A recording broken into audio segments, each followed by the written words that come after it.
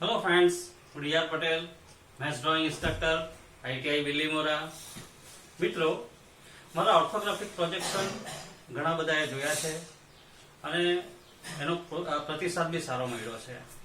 મિત્રો, હવે આજે આપણે સેકન્ડ યર મેકેનિકલ ગ્રુપનું પહેલું ચેપ્ટર છે, અથવા તો પહેલું લેસન છે, અથવા તો પહેલો ટોપિક છે. એ છે સ્કેલ. ઓકે, તો સ્કેલ આપણે આજે શીખવાના છે. હવે આજે સ્કેલ એટલે શું? તો કે સ્કેલ એટલે એક જાતનું માપ જ છે. ઓકે, હજુ વધારે વ્યવસ્થિત કહીએ તો માપોની સરખામણી છે. કયા માપોની સરખામણી એ આપણે થોડી વારમાં જોઈએ. પણ મિત્રો, પહેલા વર્ષમાં ઓર્થોગ્રાફિક પ્રોજેક્શન આવી જ ગયું છે. એમાં તમે માપ પ્રમાણે ડ્રોઈંગ્સ દોર્યા છે. ઓકે, હવે તમે એવું માપ કર્યું હોય તો ઘણા બધા ડ્રોઈંગ એવા હોય છે કે એના માપ એટલા ઇઝી હોય છે કે આપણે આરામથી ડ્રોઈંગ પેપરમાં દોરી શકીએ. ઓકે, પણ ઘણી વખત એવું બી બને કે અમુક વસ્તુના માપ એટલા બધા મોટા હોય તો એને તો પેપર પર દોરી નહીં શકાય. તો એના માટે શું? અથવા તો ઘણી બધી વસ્તુઓ એવી હોય છે કે જે ખૂબ નાની હોય છે તો એ તો દોરી પણ નહીં શકાય અને સમજવામાં તકલીફ પડે. ઉદાહરણ તરીકે નાના ભાગો કયા હોય? તો ઘડિયાળના ભાગો, એના ગિયર, પછી ઇલેક્ટ્રોનિક્સ આઇટમ આઈસી. મોટા માપોની વાત કરીએ તો મકાનના ડ્રોઈંગ, મોટા મશીનોના ડ્રોઈંગ, બ્રિજના ડ્રોઈંગ, ઓટોમોબાઇલ્સમાં ઘણી બધી વસ્તુઓ છે એના ડ્રોઈંગ્સ. એ બધી વસ્તુ ખરેખર એટલી મોટી છે કે એ માપ પ્રમાણે આપણે દોરી નહીં શકાય. તો એના માટે શું કરવું? એકદમ સિમ્પલ લોજિક છે મિત્રો, કે જે નાનું ડ્રોઈંગ હોય અથવા નાનું માપ હોય તેને આપણે મોટા કરવા પડે અને મોટું ડ્રોઈંગ હોય તો એને નાના કરવા પડે. એકદમ સિમ્પલ લોજિક છે. ઓકે, તો એના માટે આ સ્કેલ એન્જિનિયરિંગ ડ્રોઈંગમાં એક ટોપિક આવ્યો છે કે તેની મદદથી આપણે આ બધા ડ્રોઈંગ્સ દોરી શકીએ. હવે મેં તમને એમ કીધું કે ભાઈ નાના ડ્રોઈંગ કરવા પડે, મોટા ડ્રોઈંગ કરવા પડે. તો કોનાથી નાના અને કોનાથી મોટા કરવા પડે? તો કે એકચ્યુઅલ સાઈઝ છે એના કરતા અમુક નામક મોટા કરવા પડે, અમુક નામક નાના કરવા પડે. અને ઘણા ડ્રોઈંગ્સ એવા હોય છે કે એક્ઝેક્ટ આપણે દોરી શકીએ ડ્રોઈંગ પેપરમાં, તો એના માટે કઈ નથી કરવાનું, એ જ માપથી આપણે દોરવાનું છે. તો એ બે વસ્તુ મિત્રો આવે છે, બે વસ્તુ. ઓકે, પહેલા તો ડ્રોઈંગની સાઈઝ, ડ્રોઈંગમાં દોરવાની સાઈઝ, અને બીજી વસ્તુ કઈ આવે છે તો કે actual size of the component, એટલે ખરેખર વસ્તુનું ઓરિજિનલ એકચ્યુઅલ માપ. ઓકે, તો મેં અહીંયા લખ્યું છે મિત્રો કે size of the component in the drawing, એટલે આપણે જે માપથી દોરવાના છે તે માપ કહેવાય. અને બીજી કઈ વસ્તુ છે તો actual size of the component, એટલે વસ્તુની એકચ્યુઅલ સાઈઝ, વાસ્તવિક સાઈઝ. આ બે વસ્તુની સરખામણી છે. ઓકે, ચાલો અહીંયા મેં ફિગર દોરી છે, એના દ્વારા તમને સમજાવવાની હું ટ્રાય કરું છું. મિત્રો, આ પહેલું ડ્રોઈંગ જોવો, તમને એક લંબચોરસ આઇસોમેટ્રિક બ્લોક છે. ઓકે, એની લંબાઈ 50 છે, પહોળાઈ 40 છે અને ઊંચાઈ 30 છે. આ સાઈઝ એવી છે કે આપણે આરામથી આપણા સ્કેચબુકમાં કે ડ્રોઈંગ પેપરમાં દોરી શકીએ. ઓકે, તો અહીંયા શું થાય છે કે એક ગુણોત્તર લેવામાં આવે છે. આ બે વસ્તુનો ગુણોત્તર લેવામાં આવે છે. તો અહીંયા હું એક ગુણોત્તર પહેલા લખી દઉં, પછી આગળનું તમને સમજાવું. આ જ બેઠી વસ્તુ લખું છું.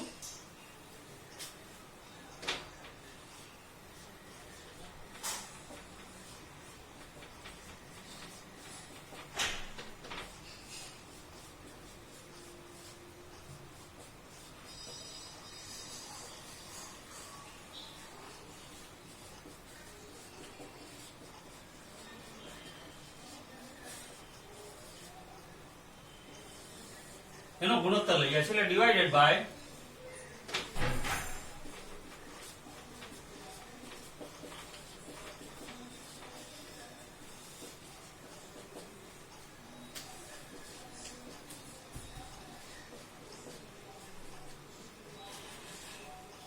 Actual size of the component. બરાબર છે મિત્રો? હવે તમે આમાં જુઓ કે પેલું ડ્રોઈંગ તો એવું છે કે આપણે જે ડ્રોઈંગ દોરવાનું નક્કી કર્યું છે, એટલે કે actual size of the component A B same જ છે. અરે એટલે 50 છે, 40 છે અને 30 છે, અને એકચ્યુઅલ સાઈઝ બી આપણે એ જ લેવાના છે. ઓકે, તો અહીંયા શું થશે કે દાખલા તરીકે લંબાઈની વાત કરું તો લંબાઈ આપણે 50 લેવાના, ડ્રોઈંગમાં બી 50 લેવાના અને એકચ્યુઅલ સાઈઝ બી 50 જ છે. બરાબર, એક જ ઉદાહરણ આપું, પછી 40 અને 30 ઉદાહરણ નથી આપતો, એકમાં તમને સમજણ પડી જશે. તો અહીંયા આપણે સાદું રૂપ આપીએ તો 50 × 50 એટલે 1/1. આ અપૂર્ણાંકની પદ્ધતિ થઈ ગઈ. હવે એને સ્કેલમાં લખવું હોય તો આ રીતે લખાય. 1 આ 1 અંશમાં છે તે 1 છેદમાં છે 1. આ રીતે મિત્રો સ્કેલ 1/1 લખાય. તો હવે 1/1 નો અર્થ એવો થાય મિત્રો કે અહીંયા પહેલો છે એ આપણે ડ્રોઈંગમાં દોરીએ તે માપ છે, બીજો આ જે પાછળ છે 1 એ ખરેખર એનું માપ છે એ છે. ઓકે, તો ટૂંકમાં એવું સમજો કે ડ્રોઈંગનું માપ અને એકચ્યુઅલ માપ સરખું હોય ત્યારે સ્કેલ 1/1 લખવું. બરાબર છે. હવે આ જે 1/1 લખવું એનું પણ નામ આપેલું છે, એને નામ છે ફૂલ સ્કેલ. મિત્રો યાદ રાખજો ખાસ, ફૂલ સ્કેલ.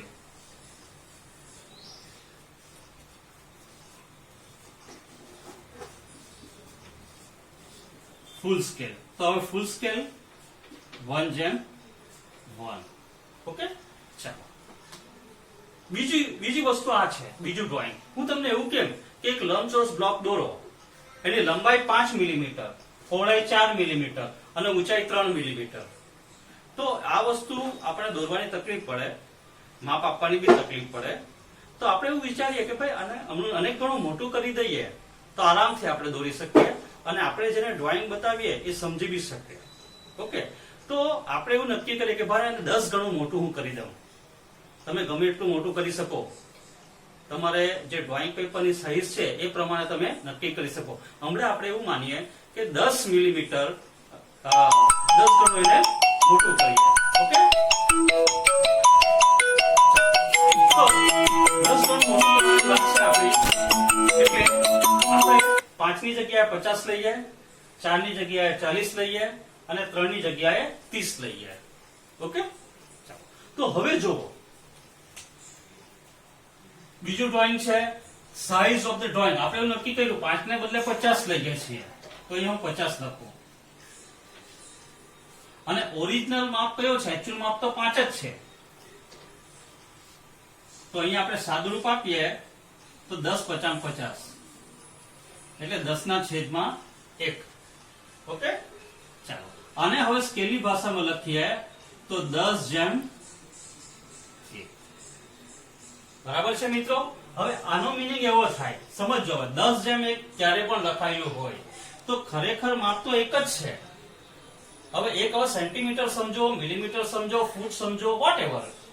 બરાબર છે. તો એકની જગ્યાએ આપણે 10 ગણું મોટું દોર્યું છે. ઓકે, સ્કેલ 10/1 એટલે 10 ગણું આપણે મોટું દોરેલું કહેવાય. તો આ પ્રકારનો જે સ્કેલ છે એટલે કે મોટર સ્કેલ કરીએ છીએ તો એને અંગ્રેજીમાં કહેવાય એનલાર્જ સ્કેલ. Enlarge scale. મિત્રો એનલાર્જ શબ્દ યાદ રાખવા માટે આપણે શું કરીએ છીએ કે ઘણી વખત આપણે ફોટોગ્રાફરને ત્યાં જઈએ અને એક નાનો પાસપોર્ટ સાઈઝનો ફોટો હોય કે નાનો ફોટો હોય તો આપણે એમને શું કહીએ છીએ કે ભાઈ એને મોટી કોપી કરવાની છે, અથવા તો આપણે એને એવું કહીએ કે એનલાર્જ કોપી કરવાની છે. તો એનલાર્જ એટલે મોટી કરેલી કોપી. તો એના પરથી જ આ સ્કેલનું નામ આપ્યું છે એનલાર્જ સ્કેલ.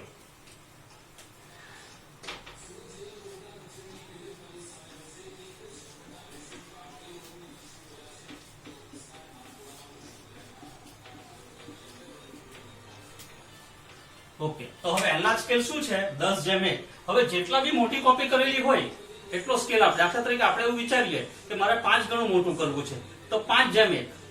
ડબલ કરવું છે તો 2/1. 3 ગણું મોટું કરવું છે ડ્રોઈંગ તો 3/1 કહેવાશે. ચાલો હવે એના કરતા ઊંધી કન્ડિશન, ઓપોઝિટ કન્ડિશન્સ. એક લંબચોરસ બ્લોક છે એ મેં તમને એવું કહું કે ભાઈ 500 મિલીમીટર એની લંબાઈ હોવી જોઈએ, 400 મિલીમીટર એની પહોળાઈ હોવી જોઈએ અને ઊંચાઈ એની 300 મિલીમીટર હોવી જોઈએ. તો હવે આપણો સ્કેચબુકમાં એ દોરવાની થોડી તકલીફ પડે અથવા તો પેપરમાં દોરવાની તકલીફ પડે. આપણે એવું વિચાર કરીએ કે આના કરતા નાનું ડ્રોઈંગ જો આપણે કરીએ તો આરામથી આપણે પેપરમાં દોરી શકીએ. તો ફરી પાછું આપણે એવું જ કરીએ છીએ કે 500 છે એની જગ્યાએ 50 દોરી કાઢીએ તો આરામથી દોરાઈ જાય. પણ મિત્રો એવું જરૂરી નથી કે 10 ગણું નાનું કરવાનું દર વખતે. તમારો સુટેબલ સાઈઝ, પેપરની સાઈઝ પ્રમાણે તમે ગમે એટલું નાનું કરી શકો, પાંચમા ભાગનું કરી શકો, બીજા ભાગનું કરી શકો, ત્રીજા ભાગનું કરી શકો, એવું તમે તમારા પેપરની સાઈઝ અને સિચ્યુએશન પ્રમાણે નાનું કરી શકો.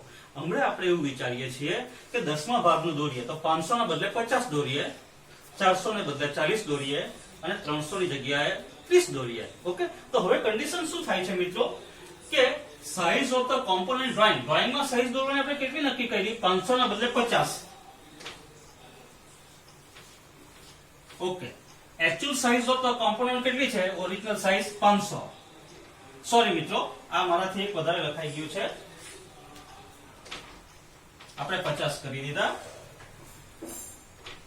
ઓરિજિનલ માપ એનું 500 છે.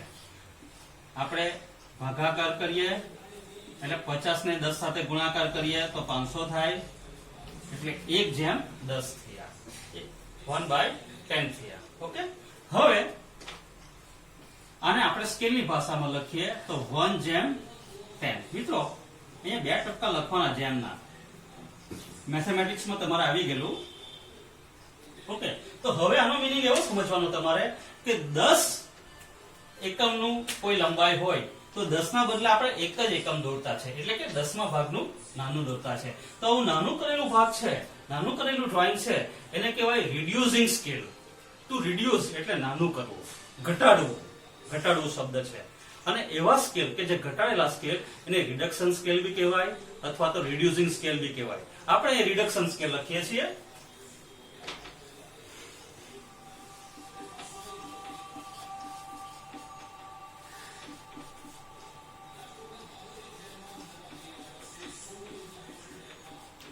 તો રિડક્શન સ્કેલ એટલે 1/10. મિત્રો એક ખાસ વસ્તુ યાદ રાખવાનું, પરીક્ષામાં જે જોબ આપેલો હોય અથવા તો તમે સ્કેચબુકમાં બી જ્યારે દોરતા હોય તો ખાસ એક વસ્તુ યાદ રાખવાનું કે આવા જે નાના ઘટાડેલા માપો કે વધારેલા માપો જ્યારે આપણે દોરીએ તો દોરતી વખતે ભલે આપણે નાના કરીએ કે મોટા કરીએ અને એ પ્રમાણે આપણે દોરવાનું, પણ જ્યારે ઓરિજિનલ જ્યારે માપ આપવાના હોય, આ રીતે ખાસ યાદ રાખજો મિત્રો, આ રીતે જ્યારે માપ આપવાના હોય ત્યારે ઓરિજિનલ માપ જ લખવાના, આ ભૂલ નહીં થાય કોઈની. બરાબર છે? આપણે શું કર્યું? 500 ની જગ્યાએ 50 દોરીએ, 400 ની જગ્યાએ 40 મિલીમીટર નું દોરીએ, 300 ની જગ્યાએ 30 મિલીમીટર દોરીએ, પણ જ્યારે આપણે માપ આપીશું તો એ માપ ઓરિજિનલ આપવાના. આ વસ્તુ ખાસ યાદ રાખજો. ઓકે મિત્રો, તો આ જે 3 પ્રકાર છે સ્કેલના, એને સાઇઝ ઓફ ધ સ્કેલ કહેવાય. સાઇઝ ઓફ ધ સ્કેલ, અહીં હું લખું છું સાઇઝ ઓફ ધ સ્કેલ.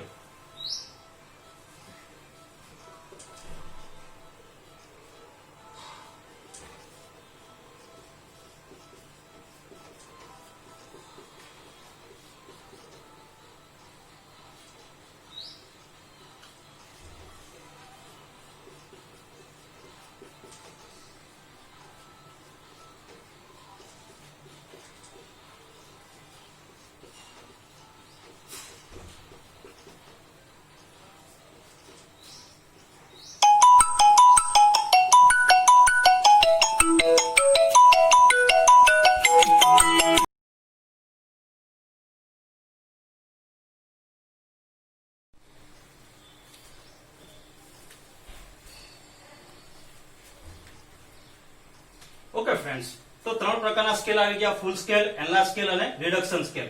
ફૂલ સ્કેલમાં એક જ ઉદાહરણ આવે, એક જ એક્ઝામ્પલ, 1/1. એનલાર્જ કેટલા ગણા મોટા કરવા છે એ, તો એના માટે ડબલ કરવા હોય તો 2/1, 3 ગણા કરવા હોય તો 3/1, 10 ગણા મોટા કરવા હોય તો 10/1. ઓકે, અને નાના કરવા હોય રિડ્યુસિંગ સ્કેલ, તો આના કરતા ઊંધું બી કરી શકાય. અડધા ભાગ કરવા હોય તો 1/2, ત્રીજા ભાગનું હોય તો 1/3, 10મા ભાગનું હોય તો 1/10. મિત્રો આ રીતે અનેક ગણા એને નાના બી કરી શકાય અને મોટા બી કરી શકાય, અને સ્કેલ કહેવાય. હવે સ્કેલ આ છે સ્કેલ, એ આપણે લખ્યું છે સાઇઝ ઓફ ધ સ્કેલ. હવે એના ઘણા બધા પ્રકાર બી છે મિત્રો, ઘણા બધા પ્રકાર છે. દાખલા તરીકે પ્લેન સ્કેલ આવે, ડાયાગોનલ સ્કેલ આવે, વર્નિયર સ્કેલ આવે, કમ્પેરેટિવ સ્કેલ આવે, ઓડ ઓફ ધ સ્કેલ આવે. બરાબર છે? તો નેક્સ્ટ વિડીયોમાં આપણે એના પ્રકાર જોઈશું અથવા તો ક્લાસિફિકેશન ઓફ ધ સ્કેલ જોઈશું. ઓકે, હું એવી આશા રાખું છું મિત્રો કે આ વિડીયોમાં તમને બધી વસ્તુ સમજણ પડી ગઈ હશે. Okay, thank you very much.